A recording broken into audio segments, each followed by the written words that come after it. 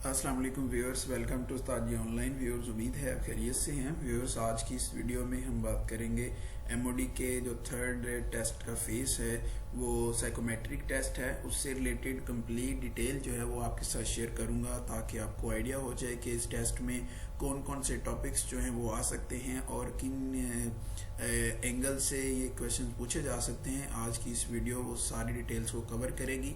सबसे पहले तो मैं आपको ये बता दूं कि ये जो डाटा है ये पास्ट प्रैक्टिस की बेस पे है, जो कि पहले एग्जाम्स में आ चुकी हैं और जिस तरह के क्वेश्चन पहले पूछे जा चुके हैं उसी पैटर्न को फॉलो करते हुए आपके साथ ये डाटा शेयर किया जा रहा है।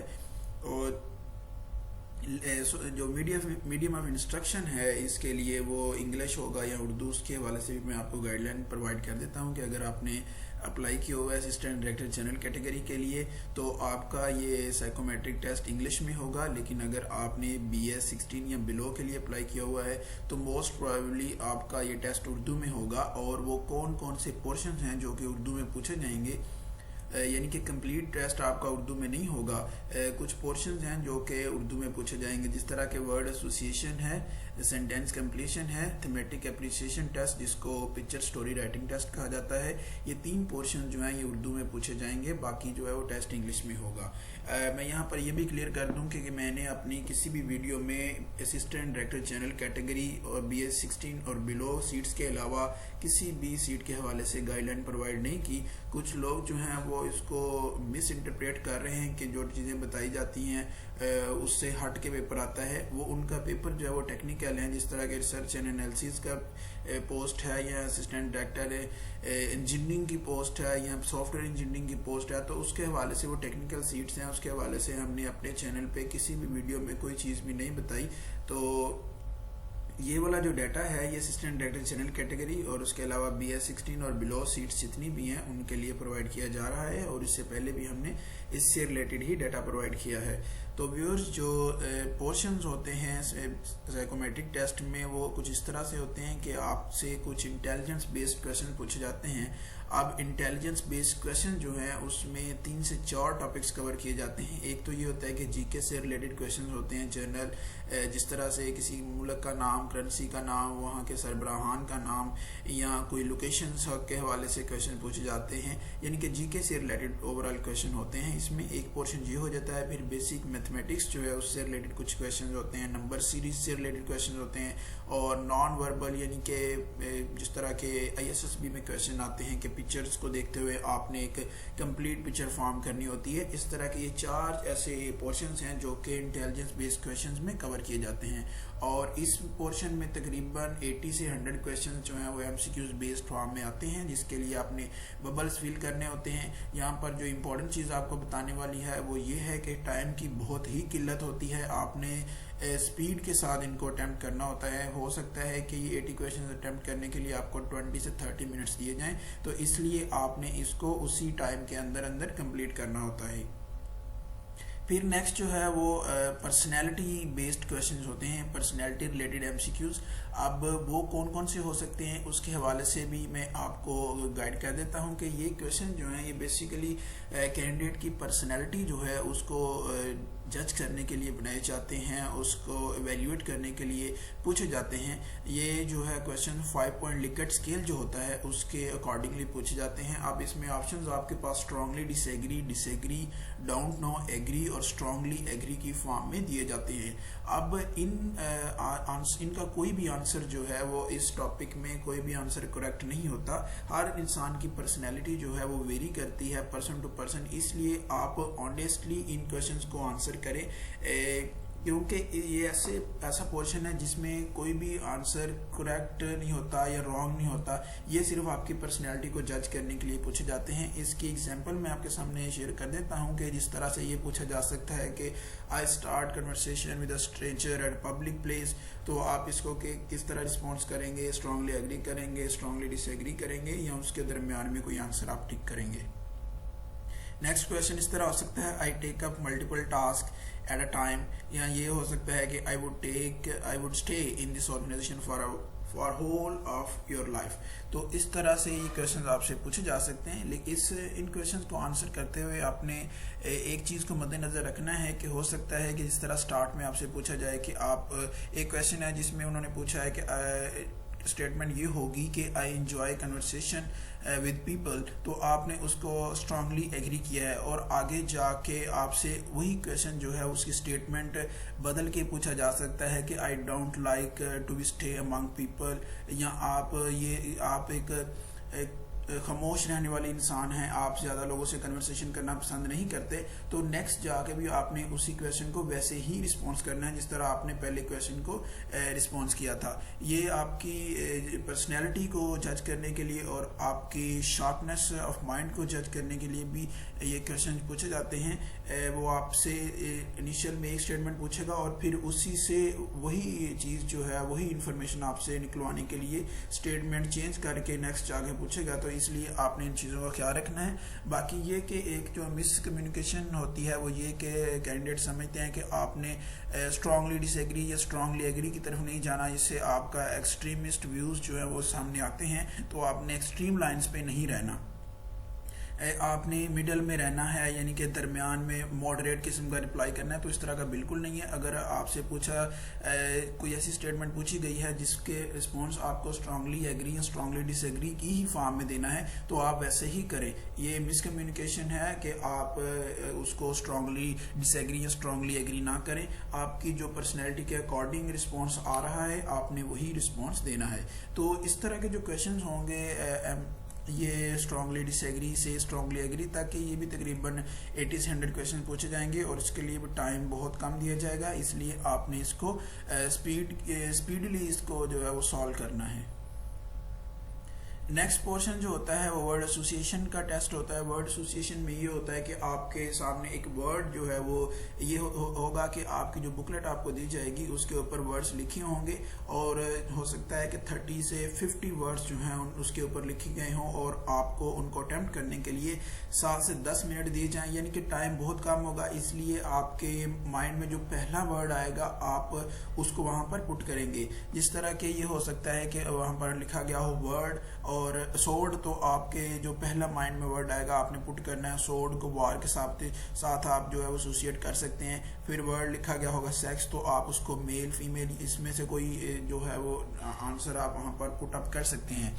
ये वर्ड जो हैं ये उर्दू की फॉर्म में आएंगे उन लोगों के लिए जिन्होंने BS 16 या बिलो के लिए अप्लाई किया हुआ है, और BS 17 और अबव सीट्स के लिए ये क्वेश्चन जो हैं वो इंग्लिश में होंगे।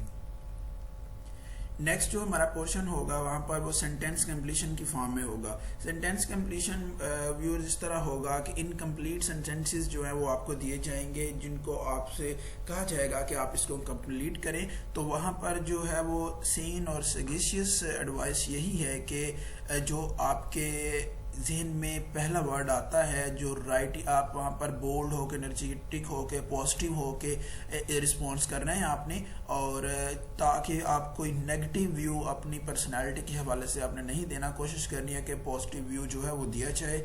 यहाँ पर क्वेश्चन इस तरह हो सकता है बॉयज आर, तो आगे जगह खाली होगी, डैश डैश होगा, तो वहाँ पर आपने अपना रिस्पॉन्स जो है वो पुट अप करना है। आप लिख सकते हैं arranging files in the office, girls are preparing for exams. तो ये एक जनरल रिस्पॉन्सेज हैं जो आपने देने हैं। यहाँ पर आपने ये चीज़ याद रखनी है कि your answer should always reflect courage, boldness and positivity. Negativity की तरफ आपने बिल्कुल नहीं जाना। अब कुछ उर्दू के भी आपके लिए मैंने सैंपल यहाँ पर पुट अप कर दी हैं कि वहाँ पर दिया होगा मेरे वालिद एक बार, तो आगे डैश डैश होगा, तो रिस्पॉन्स आपने लिखना है कि बहुत बड़ा सांप मारा, या इस तरह करके कुछ लिख देना है, इससे कर्ज शो हो रही है। नेक्स्ट जो है वो इस तरह का क्वेश्चन आ सकता है कि लड़ते लड़ते वो दोनों हंस पड़े, तो ये एक पॉजिटिविटी का पहलू है। दुश्मन के सामने डैश होगी आगे, तो यहाँ पर इस तरह एक एग्जाम्पल के तौर पे आपको बताया जा रहा है कि डटे रहो, ये आपकी कर्ज को शो करता है, डिटर्मिनेशन को शो करता है।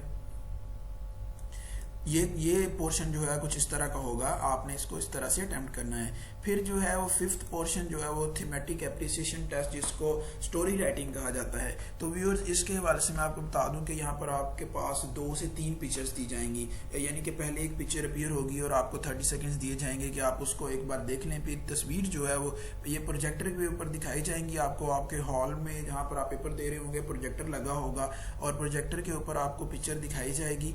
30 सेकंड्स के लिए पिक्चर वहाँ रहेगी और फिर जो है वो पिक्चर गायब हो जाएगी और आपको 3 मिनट दिए जाएंगे और आपको कहा जाएगा कि इस पिक्चर पे आपने स्टोरी लिखनी है। इसी तरह जो है वो नेक्स्ट पिक्चर आएगी, उसमें भी 30 सेकंड्स दिए जाएंगे और फिर 3 मिनट आपको दिए जाएंगे कि आप इस पे पिक्चर लिखें। यानी कि 2 से 3 अगर पिक्चर्स दिखाई जाती हैं तो उसका पैटर्न वही होगा। अब आपने ये देखना है कि अगर एक पिक्चर आपको दिखाई जा रही है, आप स्टार्ट में बैठे हैं तो आपको विजिबिलिटी उस पिक्चर की डिफरेंट होगी, और अगर आप लास्ट पे बैठे हुए हैं तो उसकी पिक्चर की विजिबिलिटी आपके लिए हो सकता है मुख्तलिफ हो। इसलिए आपने उस पिक्चर को बगौर देखते हुए वहाँ पर मौजूद जो भी उसके हवाले से मैं आपको थोड़ी सी गाइडलाइन यहाँ पर प्रोवाइड कर देता हूँ कि आपने उसको किस तरह पिक्चर को देखना है और किस तरह से आपने उसको जो है वो स्टोरी आपने वहाँ पर प्लॉट करनी है। ये कुछ इंपॉर्टेंट गाइडलाइंस हैं जो कि स्टोरी राइटिंग के हवाले से हैं कि watch the picture carefully, notice the details like characters, उनके expressions, actions, objects and surroundings. इन सारी चीज़ों को देखते हुए आपने एक स्टोरी तैयार करनी है। मेक एन आइडिया और a story out of that picture in 30 seconds provided to you. You have to think of a story quickly. Your story must be related to the picture shown. फिर irrelevant tales if written will waste your time. Write approximately 12 lines. इतना ही आपके पास time होगा. Try to end your story by writing the complete concept you want to deliver. Your writing must be legible. पढ़ी जानी चाहिए. Write your own idea and don't copy the ideas of other. Never ask for picture description from invigilator. Once completed and got any time left, try to read it once again. Don't panic and write what your mind says. अब एक example जो है, यहाँ पर picture मैंने put नहीं की लेकिन मैं आपको एक एग्जांपल दे देता हूँ। एग्जांपल जो है वो कुछ इस तरह से है कि हो सकता है कि आपको एक पिक्चर दिखाई जाए जिसमें ये हो कि suppose the picture shown on an old man hugging a girl. वहाँ पर पिक्चर में ये हो सकता है कि एक ओल्ड मैन जो है वो एक लड़की को गले लगा रहा है या हग कर रहा है। तो उसके लिए एक पॉसिबल स्टोरी क्या हो सकती है वो कुछ इस तरह से आपके सामने मैं रख रहा हूँ। Nadia is a scientist who is renowned for her research regarding AIDS all over the world. For the last 30 years, she had been conducting research for devising a possible vaccine for AIDS. Finally, her efforts bore fruit and she developed a vaccine. The vaccine was tested at various laboratories in the world and was then approved and recommended by World Health Organization. Nadia, because of her persistent and miraculous efforts, was awarded with a special award and prize money by World Health Organization. On this very joyous occasion, her family and friends were very happy. The picture shows her dad hugging her at her achievement. तो ये एक positive view है, आप इस तरह से story लिख सकते हैं। जो आपको यहाँ पर याद रखने वाली चीजें हैं वो ये है कि don't tend to be pessimistic and negative, no matter what the conditions are. Stay upright and positive. This is the recipe to go through this easy but tricky test. अब एक नेक्स्ट जो है वो 6th पोर्शन में यहाँ पर मैंने आपके लिए कुछ सैम्पल स्टोरीज भी पुट की हैं कि आप इस पे स्टोरी लिखें। ये एक पिक्चर आपको दिखाई गई है कि यहाँ पर एक लड़का जो है वो एक खातून के पास बैठा हुआ है और इसके जो वीरिंग है लड़की की वो कुछ मुख्तलिफ किस्म की है। इसलिए आपके माइंड पे है कि आप किस तरह की स्टोरी पुट अप करते हैं। आप इसको देखें, स्टोरी आप लिखें और कमेंट सेक्शन में पोस्ट करें, फिर उसको इवेल्युएट किया जाएगा। ये 6th पोर्शन आपके पास सामने में शेयर कर रहा हूँ, लेकिन इससे पहले एक जो है वो पोर्शन मैं आपको बताना चाहता हूँ उसके हवाले से। वो ये है कि आपसे ये कहा जाता है, एक क्वेश्चन इस तरह का पूछा जा सकता है कि आप स्ट्रेंथ एंड वीकनेसेस बताइए अपने फ्रेंड्स या एनिमीज के पॉइंट ऑफ व्यू से। एक क्वेश्चन इस तरह का पूछा जा सकता है कि आपको कहा जाए कि 3 से 4 अपनी खूबियां और वीकनेसेस जो हैं वो कमजोरियां बताइए जो कि आपके फ्रेंड्स के पॉइंट ऑफ व्यू से या एनिमीज के पॉइंट ऑफ व्यू से होनी चाहिए। तो इस तरह से आपने अपने आप को भी तैयार करना है और सोच के जानिए इस तरह की अपनी स्ट्रेंथ एंड वीकनेसेस, आपका स्वॉट एनालिसिस जो है वो आपने करके जाना है अपने फ्रेंड्स या अपने एनिमीज के पॉइंट ऑफ व्यू से। जो लास्ट पोर्शन होगा वो कुछ सिचुएशनल क्वेश्चंस का होगा। सिचुएशनल क्वेश्चन जो हैं वो ये होते हैं कि can be very stressful and put anyone in a fix. ये क्वेश्चन जो होते हैं एक सिचुएशन आपके लिए क्रिएट की जाती है और उसमें आपको प्लेस किया जाता है और ताकि आप क्या स्ट्रेस लेवल चेक किया जा सके और देखा जा सके कि आप उसको किस तरह से फिक्स करते हैं। Situational question test jobs applicant problem solving and critical thinking skills and assess how a candidate deals with stressful situation in the work place. एक क्वेश्चन जो है वो किस तरह से हो सकता है। Suppose you make a mistake at work but nobody is around to notice it. Would you let it pass so that things can continue smoothly or stop and confess so that it can be corrected? ये इस तरह का question आपके लिए वहां पर आ सकता है। ये एग्जांपल्स हैं। तो इस क्वेश्चन को पहले थोड़ा सा एनालिसिस के हवाले से मैं आपको बता दूं ये क्वेश्चन किस तरह का है। This is a tricky but crucial question. Such questions are meant to test your honesty and work ethic. Use your judgment well while answering. A good strategy is always to lean towards an answer which shows that you are committed to quality and honesty. You are committed to quality and honesty. अब इसका sample answer किस तरह से हो सकता है वो आप इस तरह से लिख सकते हैं कि my past experiences have always taught me that it is better to take responsibility and own up to your mistakes. Even if I don't disclose my mistake immediately for the sake of maintaining calm and order, I would always admit it at an appropriate time. The fear of rebuke does not deter me if it means I can improve and do my job better from that point onwards. आप इस तरह से ये एक story लिख सकते हैं।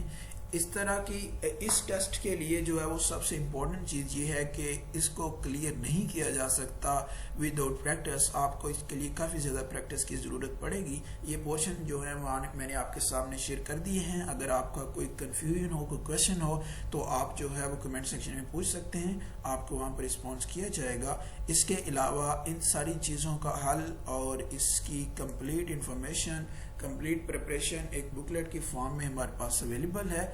अगर आप इंटरेस्टेड हैं उस बुकलेट को ऑर्डर करने में तो आप जो है बुकलेट ऑर्डर कर सकते हैं। इस बुकलेट में आपके लिए डाटा अवेलेबल है। जिन टॉपिक्स के बारे में मैंने आपको गाइड किया है वो सारी डिटेल्स, कंप्लीट प्रिपरेशन पैकेज जो है उसमें अवेलेबल है। बहुत सारा डाटा वहाँ पर दिया गया है। आप इसको वहाँ से देखते हुए तैयार कर सकते हैं और अपना ये टेस्ट इजीली क्रैक कर सकते हैं। क्योंकि अगर आप इस टेस्ट को क्वालिफाई नहीं करते तो आपके जो पहले 2 टेस्ट हैं वो भी ज़ाया हो जाते हैं। क्योंकि आपको चाहे आपने पहले दोनों टेस्टों में क्लियर किया हुआ है और आप इस टेस्ट को क्लियर नहीं कर पाते तो फिर आपको जो है वो नेक्स्ट प्रोसीड नहीं किया जाएगा, जो कि इंटरव्यू की स्टेज है। अब अगर आपने अप्लाई किया हुआ असिस्टेंट डायरेक्टर जनरल कैटेगरी के लिए, सब इंस्पेक्टर के लिए, सिक्योरिटी सब इंस्पेक्टर के लिए, ट्रैफिक एनालिस्ट के लिए, ट्रैफिक एनालिस्ट सुपरवाइजर के लिए, असिस्टेंट के लिए, एएसआई के लिए, सुपरवाइजर के लिए, यूडीसी या एलडीसी के लिए, तो आप इस बुकलेट को ऑर्डर कर सकते हैं। आपने इसको ऑर्डर किस तरह करना है, 2 तरीके हैं। या तो आप व्हाट्सएप कीजिए, व्हाट्सएप नंबर है 0307728284 और या आप हमारे फेसबुक पेज, उसका यूआरएल है जी facebook.com/ustadionline1, वहाँ पर जाके आप मैसेज प्लेस कर सकते हैं कि आपको ये बुकलेट चाहिए। आपकी आसानी के लिए यूआरएल, फेसबुक का यूआरएल और व्हाट्सएप नंबर मैं वीडियो डिस्क्रिप्शन में ऐड कर दूंगा। आप वहाँ से पिक करते हुए हमें जो है वो ऑर्डर प्लेस कर सकते हैं कि आपको बुकलेट चाहिए और आपको ये बुकलेट प्रोवाइड कर दी जाएगी। अगर व्यूअर्स आपने अभी तक हमारे चैनल को सब्सक्राइब नहीं किया तो उस्ताद जी ऑनलाइन को यूट्यूब पे सब्सक्राइब कीजिए और बेल आइकन को जरूर प्रेस करें ताकि जैसे ही कोई नई वीडियो आए, नई इन्फॉर्मेशन आए तो आपको उसका नोटिफिकेशन पहुंच जाए। आप इसके अलावा हमें फेसबुक पे लाइक कर सकते हैं और ट्विटर पे फॉलो कर सकते हैं। आपसे मुलाकात होगी इंशाल्लाह एक नई वीडियो के साथ। तब तक के लिए अपना बहुत सारा ख्याल रखिए। अल्लाह हाफिज।